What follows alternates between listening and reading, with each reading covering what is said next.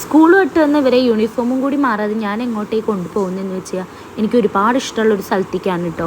അതെ, ഞങ്ങളുടെ ഈ പാടത്തേക്കാണ് ഞാൻ അവരായിട്ട് വന്നിരിക്കുന്നത്. എൻ്റെ കുട്ടിക്കാലമായിട്ട് ഒരുപാട് അടുപ്പുള്ളൊരു സ്ഥലമാണ് കേട്ടോ.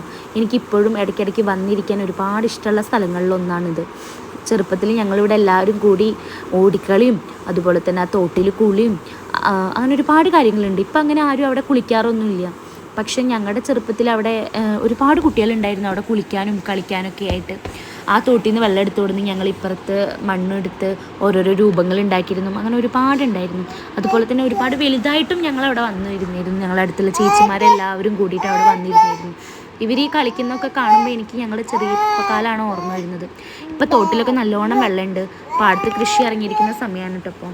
അപ്പോൾ നക്ഷുമോൻ ഇതൊക്കെ ഒന്ന് കാണിച്ചു കൊടുക്കാൻ വെച്ച് കൊണ്ടുവന്നതാണ്. പക്ഷെ അവന് നല്ല പനിയായതുകൊണ്ട് ഇതൊന്നും കാണാൻ ഒട്ടും മൂടുണ്ടായിരുന്നില്ല.